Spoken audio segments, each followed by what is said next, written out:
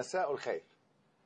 الحرة تقدم السيدة رابية قادر، ناشطة إيغورية صينية مسلمة تطالب بمنح الحرية الدينية والحقوق الثقافية لعرقية الإيغور في مقاطعة شينجيانغ غرب الصين، وتوصف بأنها دالاي لاما الإيغور.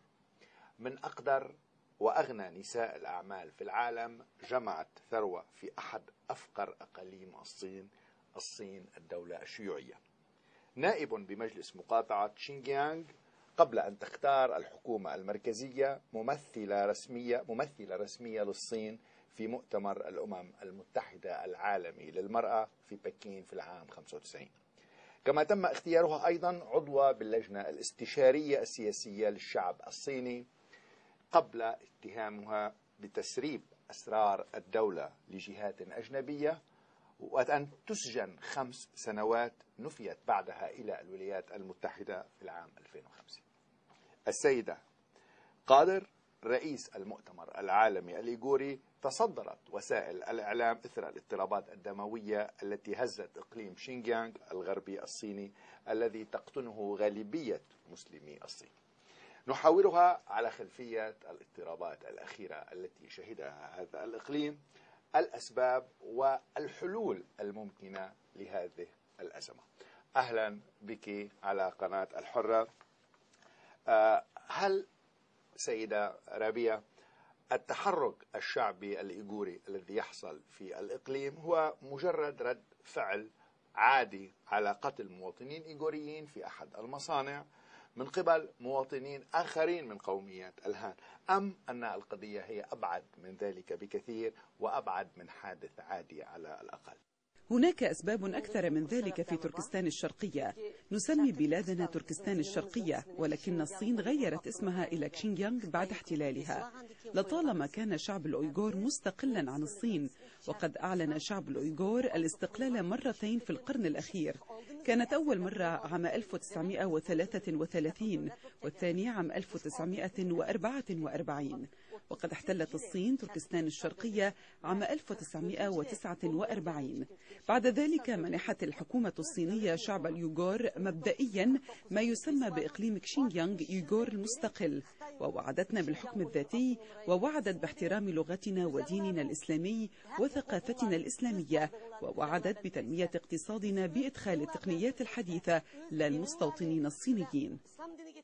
عندما احتلت الصين بلادنا بمساعدة الاتحاد السوفيتي، كانت نسبة المستوطنين الصينيين في بلادنا 2% فقط، ولكن الآن هناك ملايين الصينيين الذين تدفقوا إلى بلادنا. لا نتمتع اليوم بأي شكل من أشكال الحكم الذاتي، ولا نستطيع حتى أن نتخذ أبسط القرارات بشأن مصلحتنا.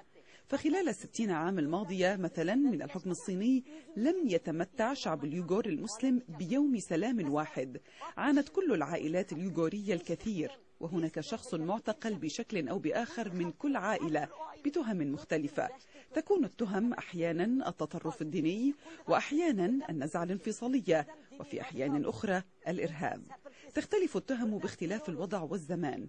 وبعد شن الحرب العالمية على الإرهاب، بدأت السلطات الصينية باضطهاد الشعب اليوغور باعتبارهم إرهابيين لأنهم يعتنقون الإسلام ببساطة.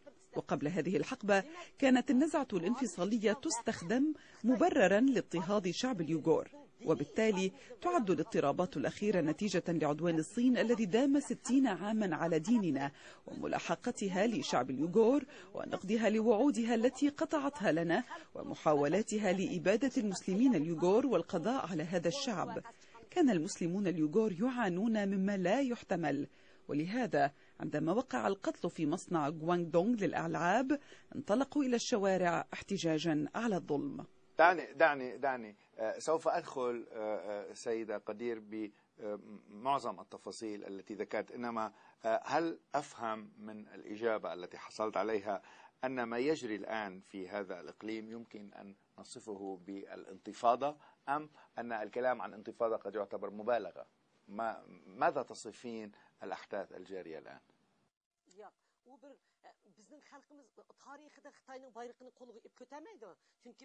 لا، لم يرفع شعبنا الأعلام الوطنية الصينية من قبل، لأننا كنا نعيش في بلاد مستقلة في الماضي، وكذلك لأن بلادنا محتلة. ولكن هذه المرة حمل شعب اليوغور أطفالهم وأولادهم حاملين الأعلام الصينية للمطالبة سلميا بحقوقهم وحريتهم الدينية.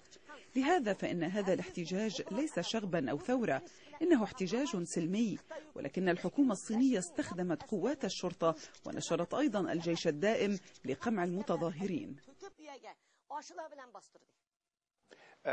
طب سيدة، لو كان الوضع ليس بهذه الخطورة، ما كان الرئيس الصيني يقطع زيارة إلى إيطاليا ويحضر قمة الدول الصناعية الثمانية الكبرى ويعود لمعالجة الأوضاع في بلاده؟ يعني هذا ما يدل على أن الأوضاع قد تكون خارجة عن السيطرة أو أنها خطيرة جدا. نعم، لقد عاد.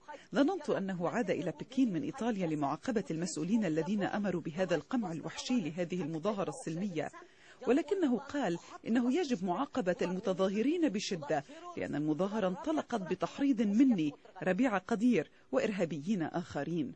سيدة ربيع، هل برأيك، يعني البعض يقول أن هذه التجربة ما يجري في الإقليم هو تقليد لتجربة التيبتيين الصينيين، وهذه التجربة الغير مشجعة إلى حد ما، لماذا مصير انتفاضة الشعب الإيغور سيكون حظها أفضل من انتفاضة سكان التيبت أو التيبتيين؟ نحن نعاني أكثر منهم، ومن يقتل منا أكثر ممن يقتل منهم. يختفي كثير من أفراد شعب اليوغور لمقاومتهم للحكم القاسي ببساطة. يتم اضطهادنا أكثر منهم. على سبيل المثال، تأخذ الحكومة الصينية بناتنا بين سن 14 و25 قهرا، وترسل المئات والآلاف منهن إلى أجزاء أخرى من الصين ليعملن بأجور منخفضة. هذا يتعارض مع تقاليدنا الدينية وقيمنا الأخلاقية وديننا. نحن نعاني أكثر بالتأكيد لأننا لم نتمكن من تعريف العالم بمشكلتنا. سيد قدير، قبل أن أتوقف في استراحة قصيرة، هل تتوقعين تفجر مشكلة القوميات في الصين، سواء القوميات الدينية أو القوميات الإثنية؟ هل هي هذه المشكلة في إقليم شينجيانغ هي مشكلة أكبر، أو قد يتبعها مشاكل أكبر مع الإيغور أو مع أقليات إثنية أو دينية أخرى؟ يحدث هذا منذ زمن بعيد. ففي الأعوام 60 الأخيرة سجنت الحكومة الصينية أفراد شعب اليوغور بسبب إيمانهم بالله، وحاولت أن تمحو لغتنا وتدمر تنميتنا الاقتصادية، وسجنت آلاف اليوغور لاحتجاجهم على مثل هذه السياسات. فقد قال كبير القضاة الصيني في مؤتمر قضائي عقد في يناير عام 2007 إنه تم اعتقال أكثر من 15,000 من اليوغور الإرهابيين بتهم إرهاب ونزعة انفصالية. هل يمكنك أن تتصور وجود أكثر من 15,000 إرهابي في تركستان الشرقية؟ كان الأسلوب الذي اتبعته الحكومة الصينية في معالجة مشكلتنا هو القمع بقبضة من حديد في الأعوام 60 الأخيرة، وأصبح هذا القمع أكثر قسوة بعد أن بدأت الحرب العالمية على الإرهاب. تم إعدام آلاف من اليوغور المسلمين بسرعة، ولم يستطع هؤلاء أن يدافعوا عن أنفسهم بمساعدة المحامين ضد الاتهامات الموجهة إليهم.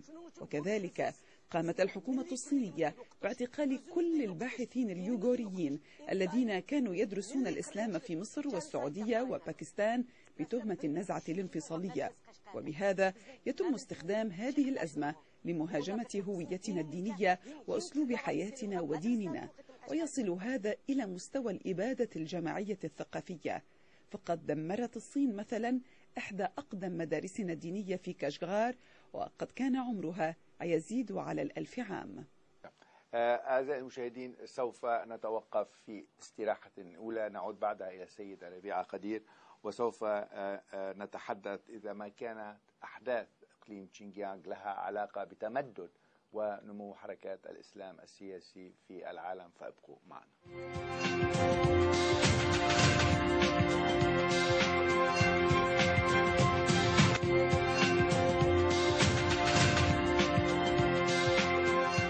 أعزائي المشاهدين، نعود إلى الحرة تقدم مع السيدة ربيعة قدير، أو تلفظ في العربية السيدة ربيعة قدير.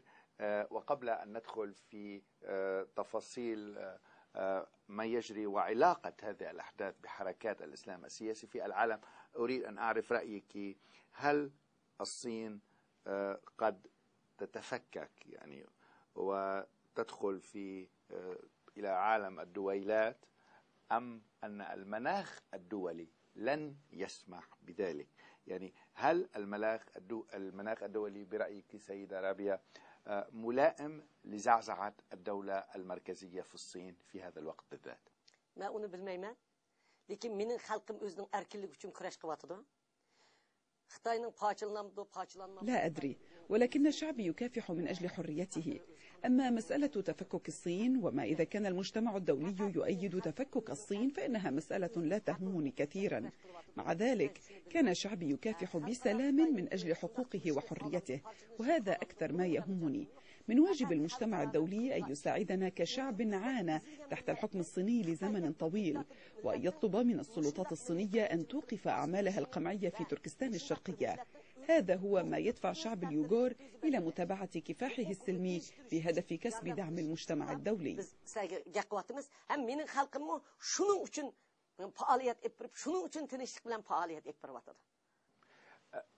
سيدة ربيع، برأيك يعني أريد أن أدخل نوعا ما إلى موضوع الحركات الإسلامية في العالم. هل ما يجري في الإقليم هو جزء من أو له علاقة بنمو حركات الإسلام السياسي في العالم في أكثر من مكان، سواء العالم العربي، الشرق الأوسط أو العالم الإسلامي؟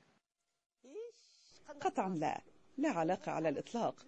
فاليوغور شعب مسالم وصادق تاريخيا، ولا علاقة له بالمتطرفين الإسلاميين أو المنظمات المقاتلة في العالم.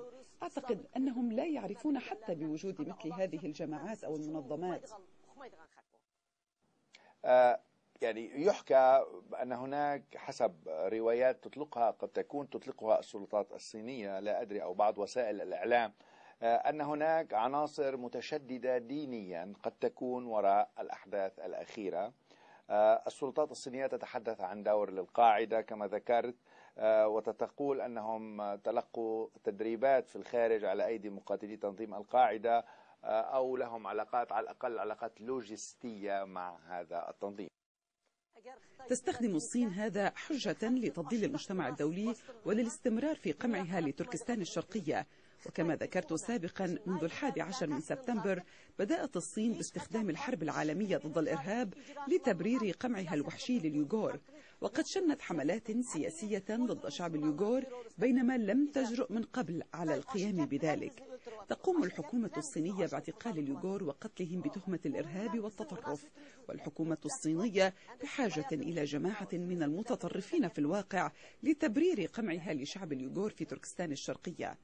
أعتقد أن الحكومة الصينية قد أرسلت بعض الناس إلى أفغانستان لإثبات علاقة اليوغور بالمنظمات الإسلامية الدولية المقاتلة، وقد كانت بيانات ما يسمى بمقاتلي اليوغور الإسلاميين، والتي تم نشرها على يوتيوب مؤخرا، من تخطيط وتنفيذ الخدمات الصينية السرية لتشويه صورة كفاح اليوغور من أجل حريتهم في العالم. صحيح أن شعب اليوغور شعب مسلم، ولكن ديننا يحرم قتل الأبرياء كما يحرم الانتحار. سوف أنتقل سيدة ربيع إلى الحلول المقترحة أو الحلول المتاحة لهذه الأزمة. برأيك، وأنت اليوم من قادة هذا التحرك، من أنشط الناشطين لحقوق شعب اليوغور، ما هو الأسلوب الأسلم لمنع حدوث أو تكرار ما حصل مع مسلمي البلقان مثلا، بمعنى أن نتوصل إلى حل؟ ما هو برأي ربيع قادر الحل الأسلم أو السيناريو الأكثر ملائمة لهذه الأحداث؟ سنتابع كفاحنا السلمي، ندعو الله أن يرحمنا ويساعدنا وسوف نسود، ونعتقد أن المجتمع الدولي في النهاية سيخرج عن صمته ويساعدنا في تحقيق ما ننوي تحقيقه من أجل شعبنا. نحن نكافح سلميا منذ 60 عاما، وأنا واثقة من أن العالم لن يتركنا وحدنا، وأن الله سيكون معنا في كفاحنا من أجل العدالة وسوف نسود.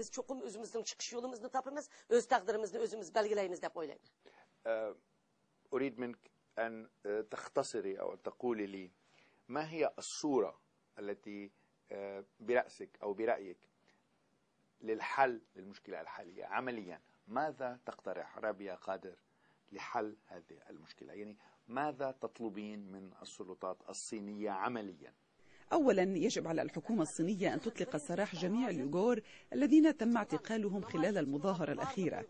ثانيا، يجب على السلطات أن تعلن العدد الصحيح لمن قتلوا وجرحوا في 5 يوليو.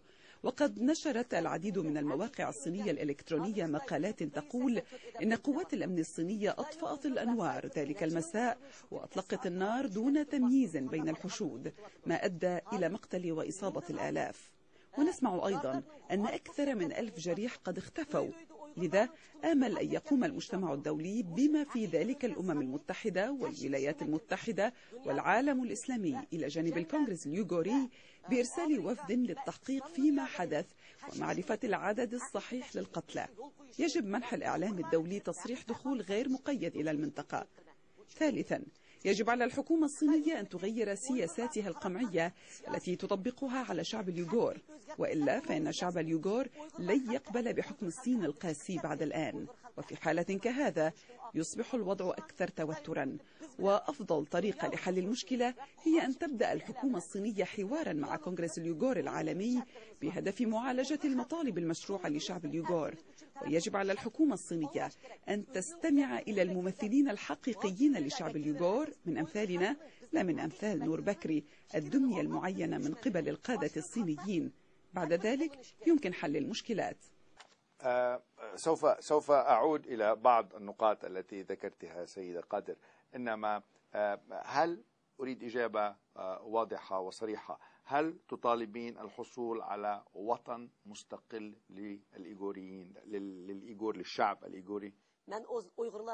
أكافح من أجل حق تقرير المصير لشعب اليوغور بناء على واقع الوضع الحالي. حق تقرير المصير، أكرر، هل يعني وطن مستقل؟ منحت الحكومة الصينية شعب اليوغور ما يسمى بإقليم كشينجيانغ يوغور المستقل، واستخدمته إطارا لملاحقتنا في الأعوام 60 الماضية. يعني تقرير المصير أن نتفاوض نحن والصين على تسوية، حيث أن الصين في الحقيقة وعدتنا بالحكم الذاتي منذ البداية. وعندما يتمتع شعب اليوغور بحرية الاختيار، وعندما تجري الحكومة الصينية مفاوضات، سنتوصل إلى حل للمشكلة بشكل واقعي. أعزائي المشاهدين، نتوقف في استراحة ثانية، نعود بعدها للأسئلة المتعلقة بردود الفعل الدولية على الأحداث في الصين، إنما بعد هذا الفاصل، فابقوا معنا.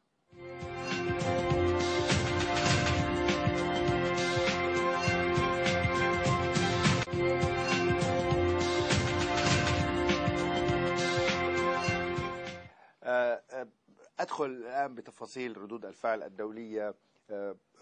ليس لدينا متسع من الوقت، إنما برأيك ردود الفعل بالواقع اقتصرت على تركيا وبعض النخب الإسلامية، بما معناه أن معظم الدول أما تعاطفت بشكل فاتر، أما آخرون فقد اعتبروا أن ما يجري في هذا الإقليم هو شأن داخلي صيني.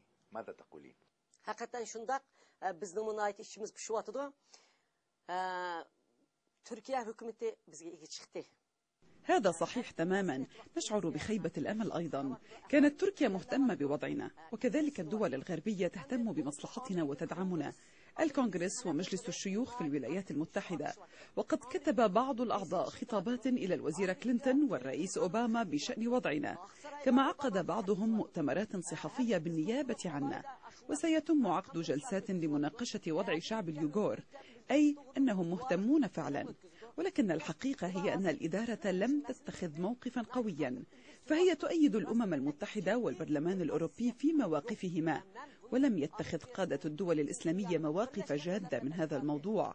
أتوسل إليهم جميعا ألا يغضوا الطرف عن قتل المسلمين اليوغور ومعاناتهم في وقت تقوم فيه الصين بارتكاب مذابح علنية ضد شعبنا. أرجو أن يساهموا جميعا في حل هذه المشكلة.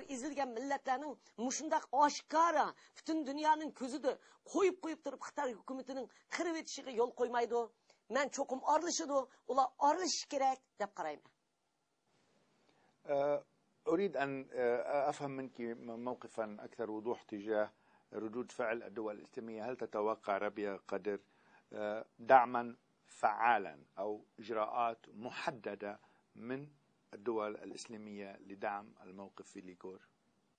آمل ذلك بالتأكيد.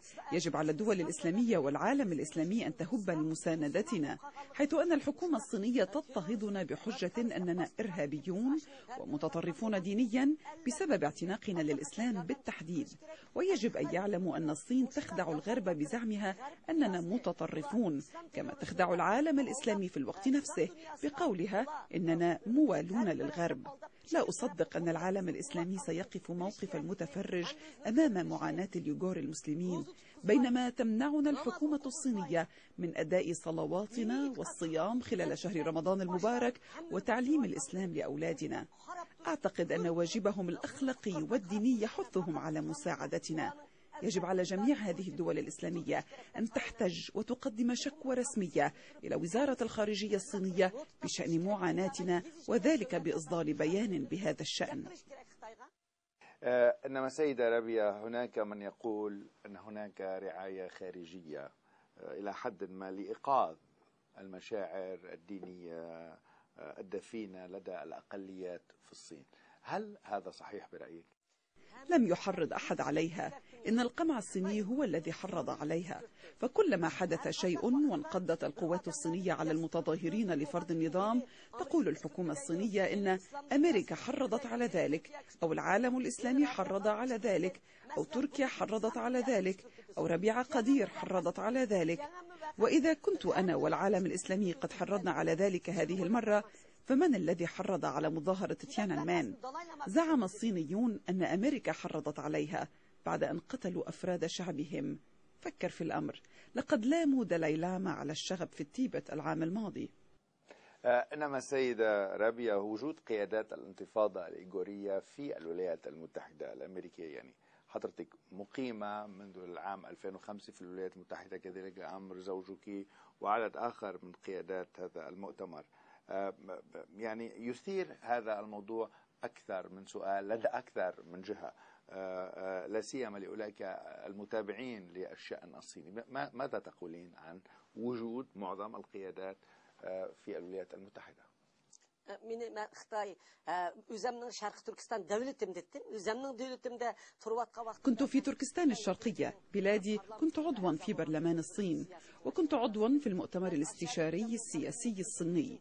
ظننت أنني أستطيع مساعدة شعبي بالعمل داخل النظام السياسي الصيني وبالحوار لنشر السلام، لكن الحكومة الصينية لم تستمع إلي وتعالج معاناة شعبنا.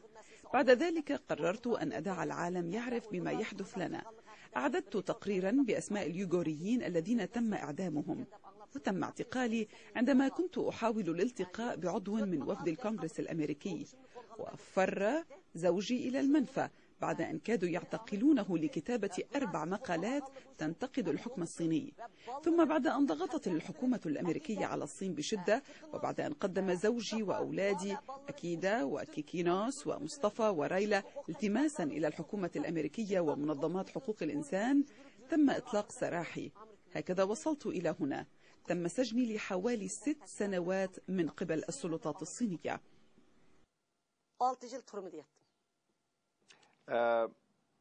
سيدة ربيع، ماذا تتوقعين من إدارة الرئيس أوباما كرد فعل على هذه الأحداث الأخيرة؟ يعني هل برأيك الدعم الأمريكي سوف يبقى دعما إعلاميا أو دعما يقتصر على الكونغرس، ولا تعتقدين أيضا أنه من باب تحسين صورة الولايات المتحدة الأمريكية لدى المسلمين وفي العالم الإسلامي قد تقدم الإدارة الأمريكية على اتخاذ إجراءات محددة لمساعدة شعب الإيغور. تأثرت بعمق بكلمة الرئيس أوباما في مصر. أنا واثقة من أن الرئيس أوباما سيعمل على حل مشكلتنا كما وعد في خطابه، فنحن شعب مسلم ضعيف ومضطهد تحت حكم الصين القاسي. لهذا أعتقد أنه من المحتم أن تبدأ إدارة أوباما بالعمل على قضيتنا فورا، وإلا فإن الصين سترى في تجاهل القضية موافقة على المزيد من الاضطهاد لشعبنا. أرجو أن يلتقي بنا لمناقشة قضية اليوغور وأن يلعب دور الوسيط بين الصين وشعب اليوغور. إنما سيدة ربيع، ألا تعتقدين أن ميزان المصالح أو ميزان القوة هو ميزان غير متكافئ، بمعنى أنك تعرفين جيدا أن المصالح الأمريكية اليوم مع الصين هي مصالح كبيرة ومتشعبة ومهمة جدا للاقتصاد الأمريكي، يعني سواء في السياسة أم في الاقتصاد. ألا تعتقدين أن هذا ليس من مصلحة انتفاضة شعب الإيغور؟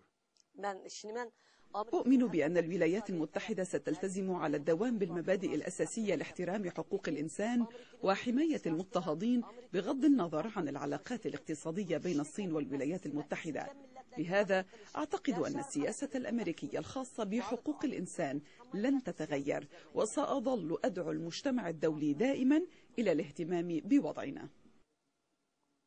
السيدة ربيعة، توقعت أياما صعبة قادمة. أنت قلت أنك تتوقعين أياما صعبة وأنك مستعدة لمواجهة هذه الأيام أو هذه الأحداث.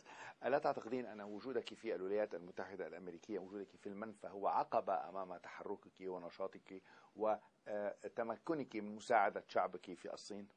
لو كنت هناك لكانت الحكومة الصينية قتلتني.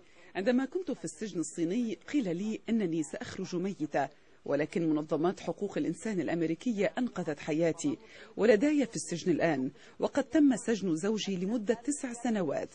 وهناك أناس أكثر شجاعة مني في وطني، ولكنهم يعتقلون ويعدمون يوميا. لم يتمكنوا من إيصال صوتهم إلى العالم، وكوني في أمريكا يمنحني القدرة على إيصال صوتي إلى العالم الإسلامي، مثلا من خلال المقابلة معكم. ونحن نتحدث عن قضيتنا في تركيا والعالم أيضا. ومهما بلغت الصعوبات التي يعاني منها شعبنا، سأظل دوما أتكلم عن الاضطهاد، ولكن إن لم يتدخل المجتمع الدولي فإن الاضطهاد سيستمر. هل يمكن للسيدة ربيع أن تضعينا بصورة ماذا بعد اليوم؟ يعني ماذا بعد هذا التحرك الجاري في الصين الآن؟ ما هي خططك؟ هل لديك برنامج محدد؟ هل لديك خطط عمل معينة للقيام بها في الولايات المتحدة لمساعدة إذا صح التعبير الانتفاضة في الصين؟ إذا بالإمكان أن تحدثيني عن هذا الموضوع باختصار. أجر خلقرا أرلاشمسا bütün şu Birleşken Devletler Teşkilatı, Avrupa Parlamenti, Amerika Kongresi, عربستان. إن لم يتدخل المجتمع الدولي مثل الأمم المتحدة والبرلمان الأوروبي والكونغرس الأمريكي والعالم الإسلامي وتركيا، ستقع مآسٍ أخرى، وستسفك الحكومة الصينية المزيد من دماء اليوغور، بينما تعرض في الوقت نفسه وجوها سعيدة ومبتسمة على شاشات التلفاز لتخدع المجتمع الدولي. تتمثل خطتي في تعريف العالم سلميا بمعاناتنا بتوفير المزيد من المعلومات واجتذاب الصحفيين والسياسيين على حد سواء وتنظيم مظاهرات سلمية وتوزيع المنشورات. وأعتقد أن الحكومة الصينية ستقوم في النهاية بالتفاوض معنا نظرا للقلق العالمي. هذا ما أؤمن به وهذا ما أكافح من أجله. لدينا منظمات يوغور في جميع أنحاء العالم، ولدي ممثلون في جميع أنحاء العالم، وهم ينظمون نشاطات سلمية في بلدانهم، ويقومون جميعا بطرق أبواب البرلمانات ومجالس النواب ووزارات الخارجية وحتى البرلمان الأوروبي، وجميع الأبواب مفتوحة أمامنا. Faaliyet yapardı. Özü tuğan devletlerinin parlamentinin işini, taşkı işler ministerinin işini, kongresinin işlerini, Avrupa parlamentinin işini urumuz. Bizge açsı mı açıdı, açması mı açıdı. أعزائي المشاهدين، نتوقف في استراحة أخيرة نعود بعدها لمتابعة هذا الحوار مع السيدة رابية قادر، إنما بعد هذا الفاصل فابقوا معنا.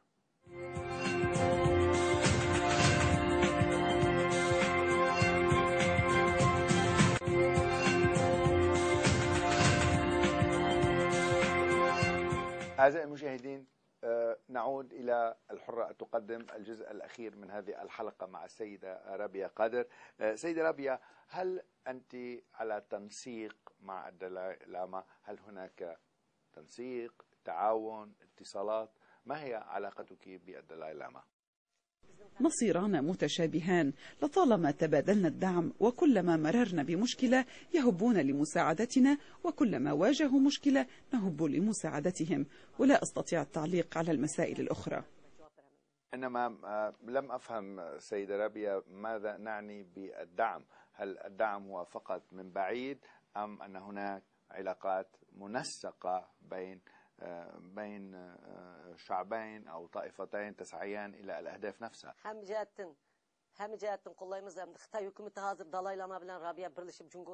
ندعمهم، ولكن الحكومة الصينية تتهمني والدلاي لاما بالتعاون لتفكيك الصين. توجد بيننا علاقات عمل عن كثب، لكنني لا أريد مناقشتها حاليا.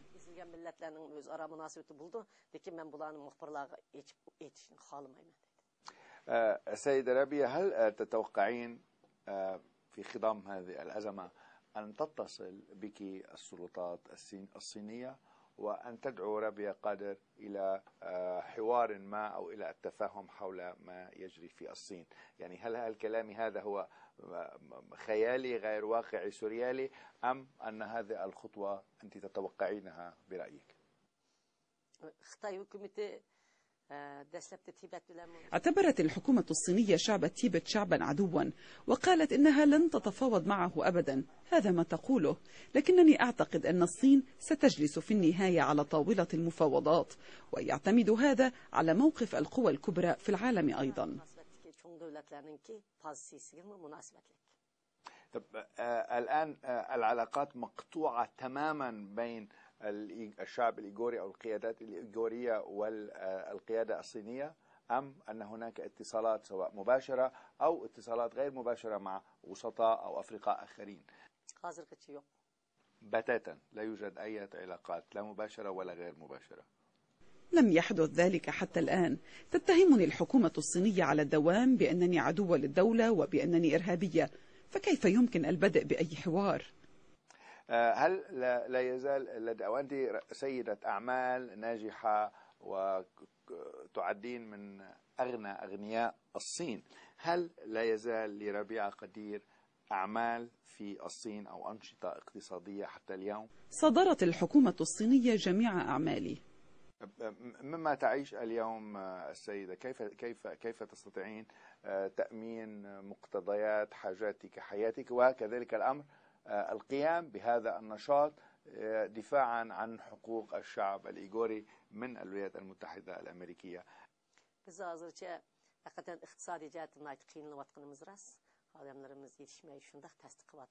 صحيح أننا نعاني من صعوبات مالية، ليس لدينا عدد كاف من الأشخاص للقيام بهذا العمل، لذا فإن الوضع صعب.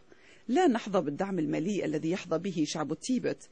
يحظى شعب التيبت بدعم الجميع تقريبا، وتخصص الولايات المتحدة الكثير من المال لهم، وتساهم منظمات دينية أخرى في نشاطاتهم الدينية. أما نحن فنكافح في ظل ظروف شديدة الصعوبة، لكن منظماتنا الأربعة تحظى بالتمويل من الوقف الوطني للديمقراطية لدعم حوالي 10 أفراد في الطاقم، وأحصل أنا على راتب من هذا التمويل. لا يهمني المال كثيرا، فقد نسيت المال ولا أفكر سوى في كفاحنا، لكننا سنستمر في القيام بما في وسعنا لنستمر في كفاحنا.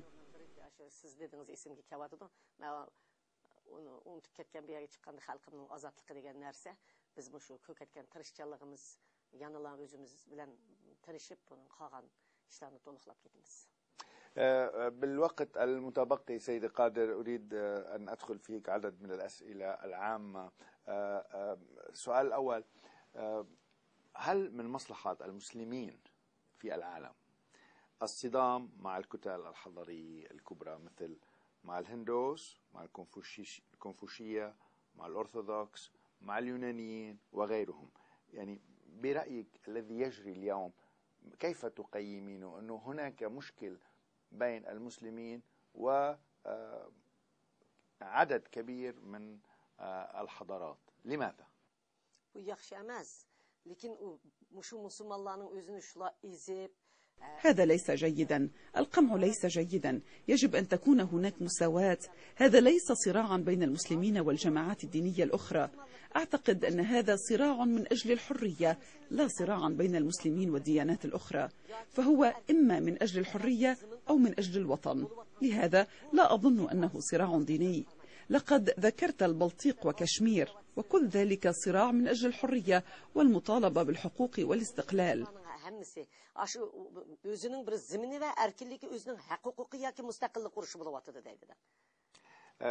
في نقطتين، تجارب الثورات الإسلامية، يعني أنا تجربة حديثة هي تجربة الثورة الإسلامية في إيران تؤشر أن الثورات كما يقال تأكل أبنائها. هل تخاف ربيع قادر على مستقبلك؟ يعني في حال نجحت هذه الثورة، هي ليست ثورة، هذه الانتفاضة، وتحققت مطالب الإيغوريين، هل تخشى على ربيع قادر على مستقبلها، وأن يحصل معك ما حصل مع قادة الانتفاضات في التاريخ؟ إن شاء الله سيكون هناك من يتابع عملنا، أفكر في ذلك، ويوجد من يتابع عملي، وسيظهر على الدوام.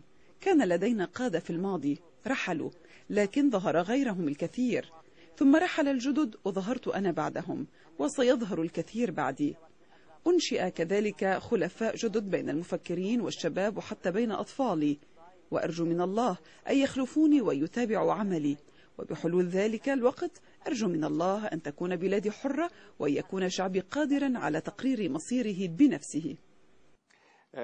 سيدتي، بما أننا كنا نتحدث عن الثورة الإيرانية، هل تتوقعين دعما ملفتا أو ملحوظا يتميز عن غيره من الدعم من الحكم في إيران اليوم؟ يطلب الأمر نفسه من جميع قادة العالم، سواء في إيران أو السعودية أو مصر أو باكستان أو الولايات المتحدة أو ألمانيا أو النرويج أو السويد أو أستراليا أو الأمم المتحدة. ما أطلبه منهم هو الضغط على الصين لوقف اضطهادها وقمعها وتطهيرها الديني لشعب اليوغور المسلم، وأن تغير سياساتها القمعية المفروضة على شعب اليوغور، وأن تجري مفاوضات معنا. أرجو أن يدعمنا الجميع كما فعلت الحكومة التركية.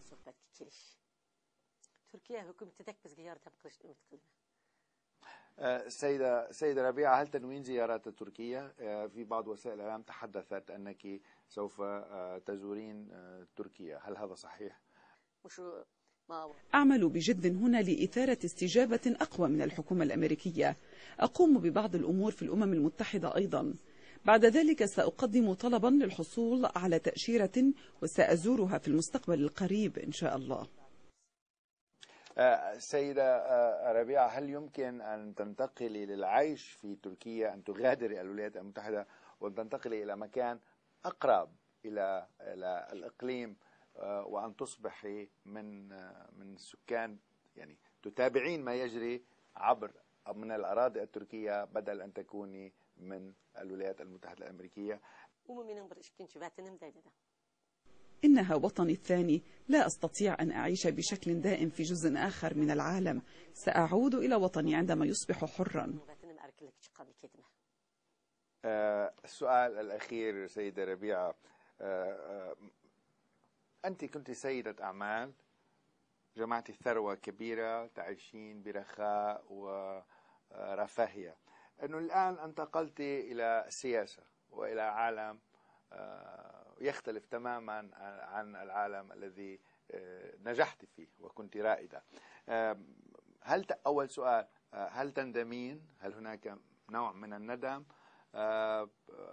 ولماذا الانتقال؟ يعني السؤال أكثر من هل تندمين، لماذا انتقلت ربيعة قادر من عالم الأعمال إلى عالم السياسة؟ لا أندم أبدا. أحمد الله على أنه شرفني بتولي هذه المهمة لمساعدة شعب بلادي، وسيظل هناك دوما شخص مثلي يستطيع التضحية بكل شيء وتكريس كل شيء والسعي لتغيير مصير الشعب. وعندما يمنحنا الله شخصا كهذا يتغير مصير شعب. لطالما كنت أؤمن بأن مصير شعب اليوغور سيتغير بيدي، فقد وضع الله في تلك القدرة. ولطالما آمنت بأن مصير شعب اليوغور سيتغير بيدي، لهذا لم أفكر بقطف الثراء أو المناصب التي منحتني إياها الحكومة الصينية. وحتى لو نمت على الحجر وأكلت خبزا بصلابة الحجر، أظل راغبة في شكر الله على منحي شرف مساعدة شعب بلادي. لذا سأظل سعيدة دوما ولن أندم.